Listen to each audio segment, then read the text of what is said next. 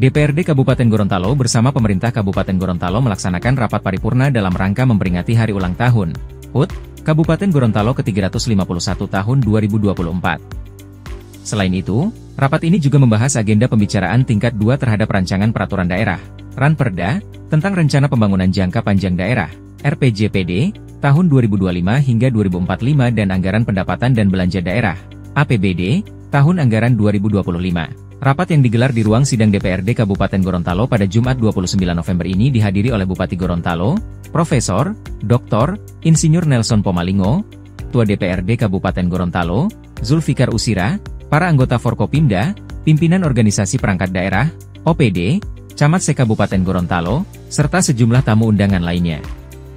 Dalam sambutannya, Bupati Gorontalo, Nelson Pomalingo, menyampaikan apresiasi atas kerjasama antara pemerintah daerah dan DPRD dalam membahas isu-isu strategis pembangunan.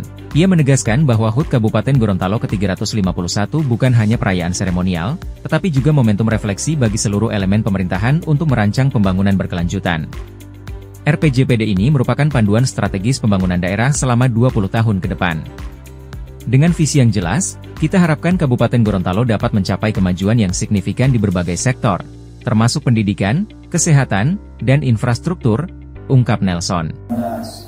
Sore hari ini kita melanjutkan paripurna, yaitu dalam rangka penerimaan peraturan daerah tentang rencana pembangunan jangka panjang daerah.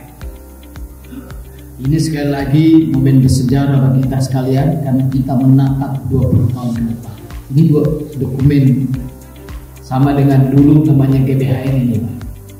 Kemudian itu nanti dirumuskan 5 tahunan ke depan 2025 sampai 2029 Bupati yang baru.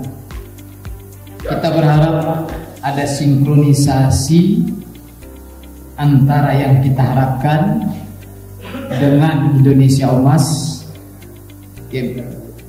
Nasional RPJPN, dan yang berikut juga sinkron dengan rencana pembangunan jangka panjang daerah Provinsi Gorontalo. Sehingga tadi disampaikan oleh Pak Ketua bahwa memang ini harus dibawa ke Gubernur karena di sana nanti disinkronkan. Kebetulan visi dari provinsi itu adalah Provinsi Madani. Itu sudah ada rumusannya dan saya kira disinkronkan. Ketua DPRD Kabupaten Gorontalo, Zulfikar Usira, dalam kesempatan yang sama, menegaskan pentingnya pembahasan RPJPD dan APBD sebagai bagian dari tanggung jawab bersama antara legislatif dan eksekutif.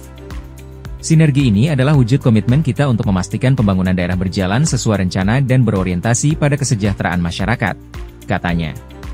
Agenda rapat dilanjutkan dengan penyampaian pandangan akhir fraksi-fraksi DPRD terhadap Ranperda RPJPD tahun 2025 hingga 2045 dan APBD tahun anggaran 2025. Seluruh fraksi menyatakan dukungan atas program strategis tersebut dengan beberapa catatan untuk optimalisasi pelaksanaannya. Rapat paripurna kemudian ditutup dengan penyerahan dokumen Ranperda secara simbolis dari pimpinan DPRD kepada Bupati Gorontalo. Dokumen ini menjadi tonggak awal implementasi visi pembangunan jangka panjang yang terarah dan inklusif.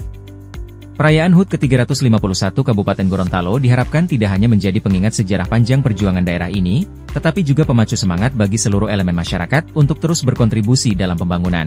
Dengan RPJPD dan APBD yang telah dibahas, Kabupaten Gorontalo diharapkan mampu menghadapi tantangan masa depan dengan langkah yang lebih optimis dan terencana.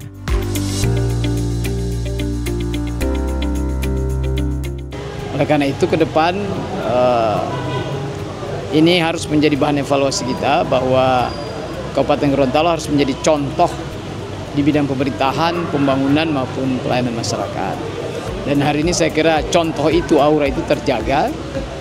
Dan kalau kita lihat hasil selama saya Bupati, sudah hampir 100% sesuai dengan RPJMD yang dibebankan kepada saya selesaikan dan ada hasilnya.